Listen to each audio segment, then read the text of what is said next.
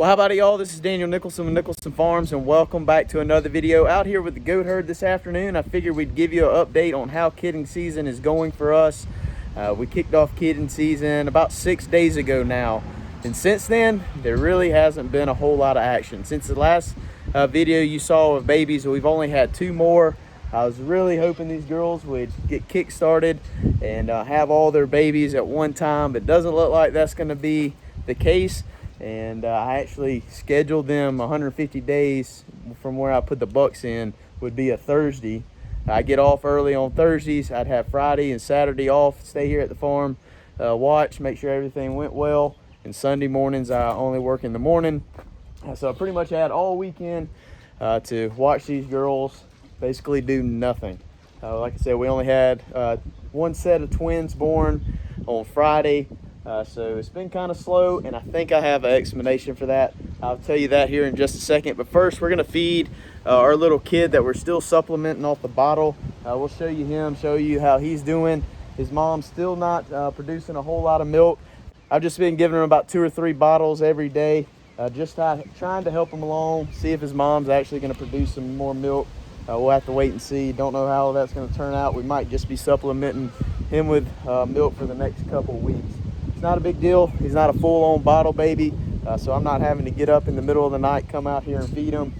Basically, I'm coming by here every morning to check on the goats and drop rivers off here in the mornings anyway, so I just give them a little bit then, come home at lunch, give them a little bit when I check on everybody when I get home. So we're going to give him a little bit. He's actually back there nursing on his mom now, but like I said, I don't think he's getting a lot of milk. Number one, he's very vocal. Sorry about the wind, but he's very vocal. You can tell he's hungry. Every once in a while you'll see him where he kind of looks like he's starting to get a little weak. I call it the look, but basically older goats and young goats do the same thing, but they'll just kind of sit there with their head arched back. You can just tell they're not feeling the best. And also when he's nursing with his mom, he's just going back and forth to each teat, looking for more milk.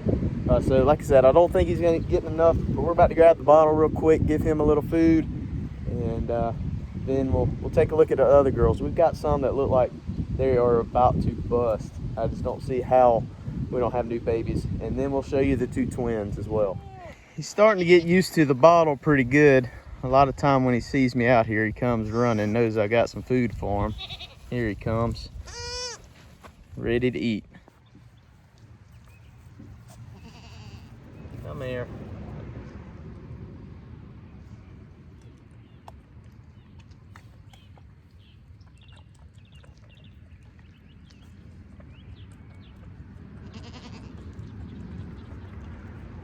So each time I feed them, I'm giving them about 4 or 5 ounces at a time. I'm filling this bottle up about 12 ounces at a time. That's just what the milk replacer calls for, but he's only eating about 4 or 5 ounces at a time. Then he'll stop sucking and he might try again, but he's pretty much done. He's getting some from his mom, just not a ton. I want him to grow, keep up with the rest of them. I don't want him to stay small, so we're just gonna help him out a little bit. Looks like he's done already. But you can just watch him and see how he goes back and forth to teat, looking for more milk. Mom's still doing an outstanding job. It's just, I wish she just dropped some more milk.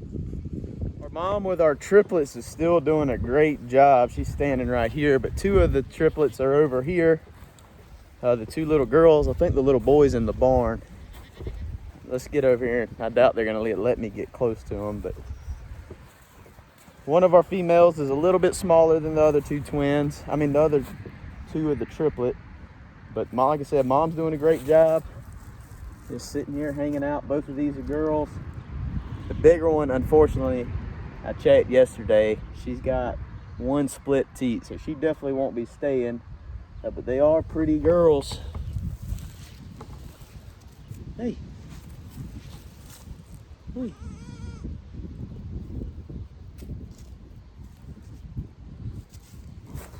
Let's go find the boy real quick. I think he's up here in the barn. So these are the 2 triplets that were born on Friday, and they're doing pretty good. They're a little small, but this mama always has pretty small babies. But this mama also grows pretty good kids. In the past 2 years, she's given us 4 boys, 2 sets of twins. She's always had twins for me. She's nothing special for us bloodlines of a goat. She's actually a Bora and what we call a briar goat, just a mixed up goat mix. But I got her from one of my old college roommates, and she's been doing really good over the past couple of years. Like I said, she grows out great little buck kids, and I've been wanting a girl out of her, and we finally got one. This one on the right with the yellow ear tag with more brown on her, that is a girl, and the other one's a little buckling. But they're doing good. She's a good mama, keeps them fed, keeps them moving. Like I said, she's doing good. So our little buck kid is hanging out in the little hut. He's doing good.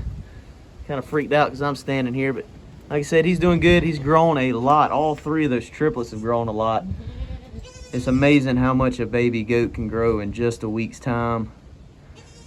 You got a good mama, it makes all the difference. So I'm sitting in the barn, kind of crouched down, trying to escape the wind so I don't have so much noise in the mic for you. But like I said earlier, we're supposed to start having baby goats last Thursday. That was 4 days ago, and since then we've only had 2 babies born, and we actually started 2 days early, which was 6 days ago, and I thought then we were about to be in for it, have baby goats hitting the ground pretty much all weekend long and all this week. But unfortunately, not unfortunately, I mean, we're still going to have some baby goats, but they didn't come all at one time. And I contribute that to one thing that we didn't do this year that we normally do in the past, and that's because we were running 2 herds this year. It was a little harder to do, but that is to fence line tease our does. Basically, we'd put the buck on one side of the fence, and we're going to put the doe on the other side of the fence for a couple days, and that smell of that buck being there just kind of triggers those does to go into estrus. And so I think that's what we're seeing here, is all those does wasn't cycling at the same time like they would have if we would have been doing that. And we didn't do that just because we had 2 different bucks and 2 different herds that we're going to be breeding this year. We were breeding our doelings to our buck Thunder and our mature does to our buck Clyde. So I think that's why we're seeing the little bit of the delay and kind of maybe a little bit spread out while we're starting.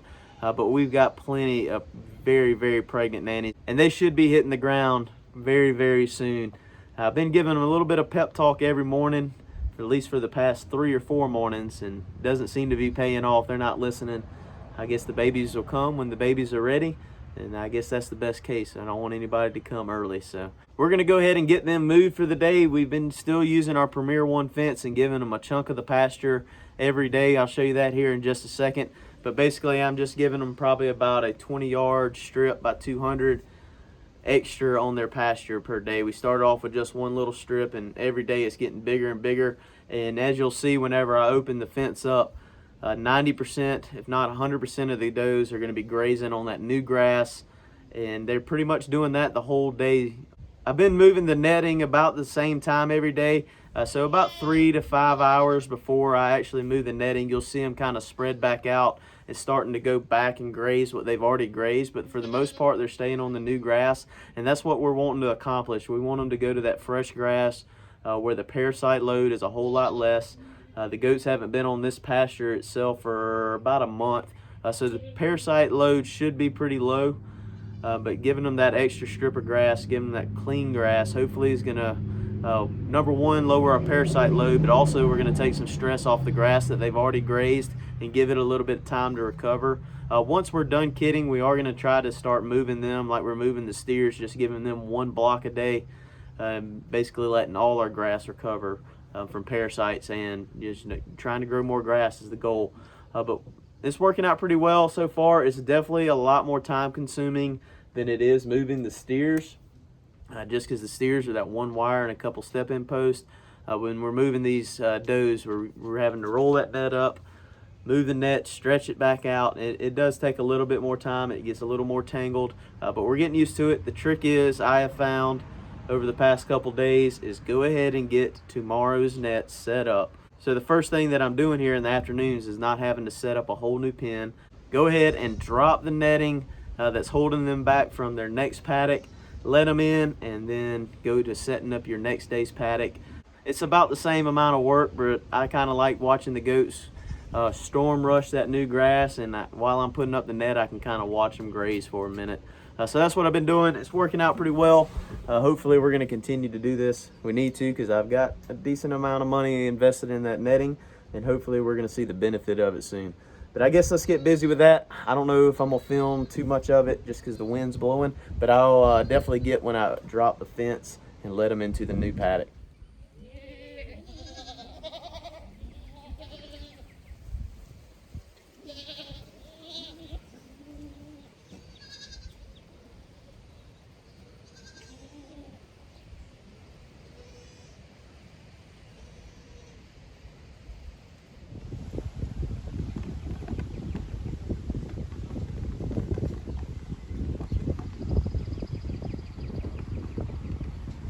So I got our fence moved and our new fence put up for tomorrow. This is gonna be their strip tomorrow. But as you can see, 100% of the goats are on this side of the field. And I don't know if you can tell, see our graze line or fence was right there. But they're all over here, and that is exactly what we want. Over the next 24 hours, they're gonna spend the majority of their time over there. And like I said, that is what we want. They're eating cleaner grass with less parasite loads, giving the rest of this pasture a little bit of a break. And we're gonna keep doing that daily. So I guess our goat's gonna pull the same trick on us today. It doesn't look like anybody's even close to labor. No discharge, nobody separating themselves from the herd. So it doesn't look like I have to worry about taking care of any babies tonight. We're gonna go ahead and take care of our pigs. We've got our 2 gilts here still with our boar. Our boar needs to be hitting the road here before too long. We're gonna be taking him to the sale. We're done with him. He's nothing fancy. I mean, he's a decent boar, but he's nothing fancy, nothing that we're too concerned about keeping for breeding stock in the future. I'd really like to get down where we just have these 2 sows or gilts right now on the farm. Called the guy about our butcher pigs the other day. Hopefully he's gonna get back with me soon, and he's gonna come get all these guys. So hopefully here in the next 2 weeks, the only pigs that's gonna be on the farm are gonna be our 2 gilts. We'll just have to wait and see if everything works out like it's supposed to. If he backs out, I don't really have a plan to sell these 12 feeder pigs that are in our pen over here, other than we're gonna load them up and take them to the stockyard. I don't really have a whole lot in them for as what we paid for them. We paid anywhere from 50 to 70 bucks a piece for them. So not a ton in them. I get all my feed for free. I work at a poultry farm, and all the old and spilt feed I pick up and put it in drums and bring it here. So don't have anything into the pigs as far as feed cost. It's just the price of the pig. So either way, they've got to get going here soon. I'm tired of messing with them. They're getting big, getting destructive. I do not think I'm going to be raising that many pigs again here at the farm. We'll have to wait and see. I've said that before, but I really don't plan to. Hopefully these 2 gilts are going to give us about 10 or 15 piglets is hopefully what we're expecting. And we're going to sell all of them, but maybe 4 or 5 to raise out as butcher pigs next year. Because next year we're not going to be selling live animals. My whole goal next year is to sell processed pigs for its whole and half hogs. Sorry, my neighbor just cranked up his lawnmower over here. But I'm going to get the pigs taken care of. And I've got one more surprise to show you at the end of the video, so stay tuned for that.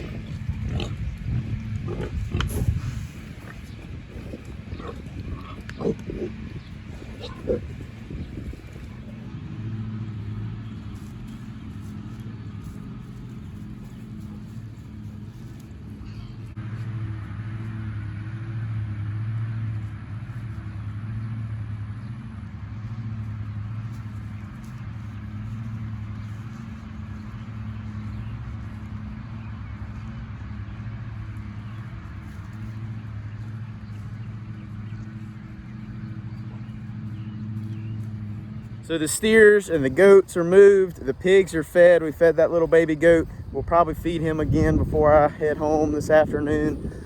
Just give him a little bit more, and like I said, I'll be out here early in the morning. We'll top him off in the morning, and he's still getting some from his mom. But we're gonna walk down here behind the shed, or in front of the shed, and take a look at our garden real quick. This past year we planted winter wheat on our garden as a cover crop. We're trying to introduce more organic material, also winter peas are a legume, so they're adding nitrogen to the soil. So hopefully that's going to benefit us in the long run. but we're going to show you what my dad did to it today. We hooked up the disc carrier behind the tractor, and my goal was to kind of go over it and lay it down, cut the stem of the plant, and basically just lay it down. The more we looked at it, that would have worked really well for the tomatoes, but my dad was on a roll already and he went ahead and did it all. But we probably tilled it more than what I was hoping for, but we didn't have a good way to kill it off this year. We didn't have anything to roll over it to kind of crimp the stem. We didn't have silage tarps or anything like that to shade it out. So this is what we're doing. We had to till it a little more so we can run our planter through it. We have an earthway planter for planting corn, okra, and our green beans, things like that. We actually plant by the seed, so we have to be able to push that thing through. Some of our transplants, such as our tomatoes and stuff like that, we probably could have got by with just laying the grass down or the winter peas down and just planting through it. But my dad did the whole garden the same. We're gonna walk down there and show you how that looks. I actually kind of like the way it looks. And then we're gonna check out a little bit of surprise that I found when I got home this afternoon. So this is how the garden turned out. It looks like a lot of grass left in there, but that's that winter peas that's kind of tilled in. Some of it is tilled into the soil a little deeper. Some of it's just still laying on top. But the idea of this was, number one, to add nitrogen to the soil, keep the soil covered all winter long. But number two, we're adding organic material. This is going to get mixed in. The microbes in the soil is going to consume this, and this is also going to kind of act as a weed barrier. Like I said, I wanted it a whole lot thicker than this to prevent weeds to come up, but it is what it is. Maybe one day we can figure out a better way to do this. Maybe we get our hands on some used silage tarps or something that we can shade it out completely and kill off everything. But this is what we did today, or this is what we did this time. It's just one step in the right direction. We might not be fully where we want to be with it, but at least we're making somewhat of an effort. You can see a little bit of our eggshell still left over from where we spread eggshell. That's going to take time to incorporate into the soil and actually make a difference with our calcium levels. But it looks good to me. We're getting ready to plant. We're hopefully going to be planting some transplants here in the next couple days. So talking about plants, our plant cells that are out of our little greenhouse has done pretty well this year. Definitely a lot more than last year. We still have several things left, for a pretty good many tomatoes left, some squash, majority squash and tomatoes left. Still have some peppers, still have a couple zucchini and some cucumbers left, but I'm pretty happy with how the spring stuff is going. I actually had somebody come pick up some today. Whenever I get done filming this video, I've got to go set some aside to take some to some people tomorrow. So working out well. Definitely something we want to continue to expand on. It's definitely something that is definitely worth it for us to do. Now the early spring stuff, as far as our cabbage, spinach, and lettuces, and broccoli, and cauliflower, I don't know how much of that I'm going to do next year. Probably just going to plant what I need and maybe an extra flat of each, and see how that goes. Selling that, that wasn't that lucrative for us, but the spring sales have definitely been pretty good, and that's picked up a lot in the past week or so. The last thing I have to show you this afternoon is over here at the rabbit hutch, where we have a brand new batch of baby rabbits born some point today or last night. I walked over here whenever I got here this afternoon and noticed them. I noticed that doe was starting to pull a little bit of hair yesterday, so I put a box in there with her. So I'll flip the camera around and I'll show you some one-day-old baby rabbit. Mama will move out the way. We'll get close to them. Excuse me, girl. Sneak the camera in here past you. That's what newborn baby rabbits look like. How many is there? 1, 2, 3, 4, 5, 6, 7. 1, 2, 3, 4, 5, 6, 7. I probably shouldn't count on camera. Looks like 7 little baby rabbits. Those pink ones look like they're gonna have a little bit of orange color hair to them. I don't know where that's coming from. We haven't had any before, but we do have a new buck, so I guess it's coming from him. So kind of neat to see the different colors. So it's good to see some baby rabbits. It's been about a month or so since we've had some. I've been kind of struggling with the baby rabbit, or with the breeding game on the rabbits. A couple weeks ago, or a month and a half ago, I guess, I bred all 5 of my does at one time, a day apart, but the same buck. I don't know if that was too much for the buck or the does just wasn't cycling. I don't know what the issue was, But out of those, only one of those bred, and we lost that whole litter during a little cold snap. So breeding rabbits has not been too good to me lately, but hopefully we're going to pick it up a little bit. I do want to continue to try to sell them. Me and Maddie personally, it's not our favorite thing to eat, at least not the way we have prepared it. We've grilled it. I haven't baked it, but we've grilled it, we fried it. Fried's not the worst, but we're just not a big fan of it. And honestly, I'm just going to breed a couple to sell.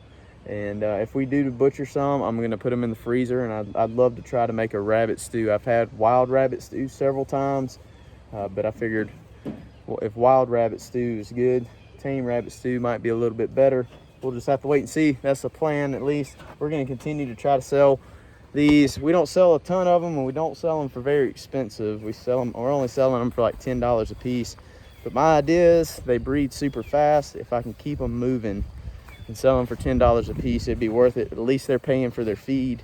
The rabbits really don't eat that much, so I guess we'll continue to do it. The biggest benefit I have of the rabbits right now is it's time to plant the garden, and that rabbit manure underneath that rabbit pen is very valuable whenever we're planting the garden. I put a little bit under each plant, so we'll keep them around for a little bit longer at least. Well, I guess that was a whole tour of everything going on here at the farm. I was hoping to have some baby goat content for you, but I guess we're gonna have to wait till next time. Hopefully we're gonna be dropping some more babies on the ground here in the next couple days, and we'll get all that on camera. If not, I guess the next video we're gonna be in the garden, getting our summer garden started with all our tomatoes and squash and cucumbers and all that good stuff. But I really appreciate you hanging out with us. If you haven't already, please hit that subscribe button, hit the like button, hit the notification bell, leave us a comment, and we'll see y'all in the next one.